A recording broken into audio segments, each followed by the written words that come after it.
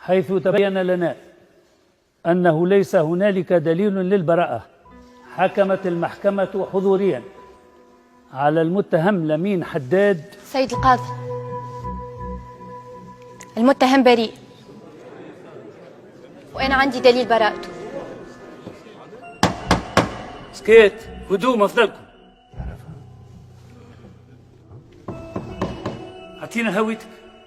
سيد القاضي، مش مهم أنا شكون، المهم لي أنا عندي الدليل الوحيد والقاطع على براءة لمين حداد.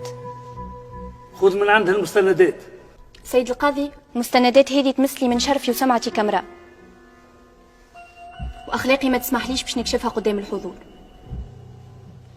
لذلك أن تسمح تشوفها وحدك. هذا شيء غير قانوني. دليل البراءة ينبغي أن يطلع عليه المحامي والمستشارين. أنا ما نجمش ناخذ أي قرار وحدي.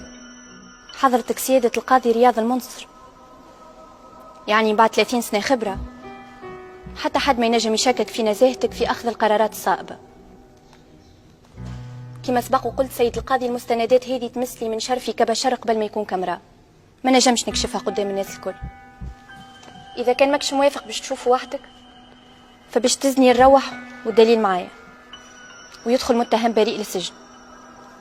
إذا هذا يرضيك فنستأذنك نخرج من القاعة، وشكرا.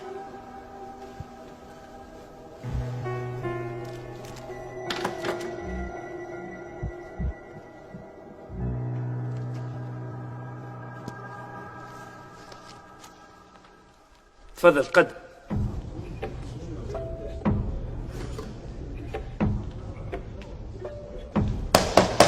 سكيت.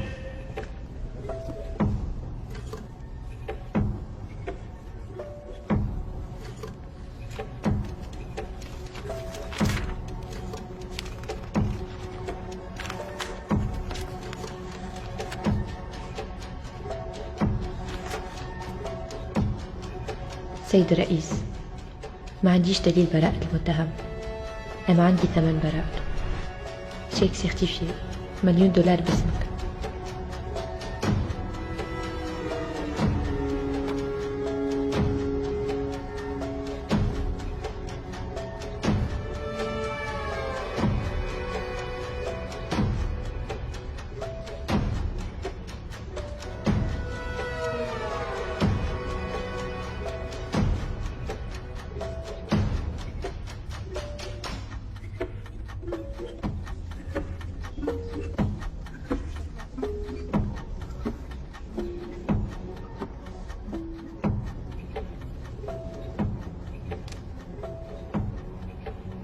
بناء على ما تقدمت به الشهادة من وثائق ذات صلة بقضية الحال والمتمثلة في مسك وتزوير وثائق رسمية وتهريب أموال إلى الخارج، بعد النظر والتدقيق والتحقق،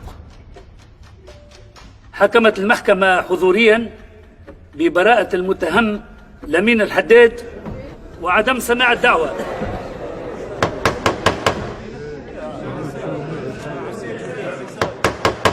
سكيت مفضلكم. سيد القاضي، سكيت.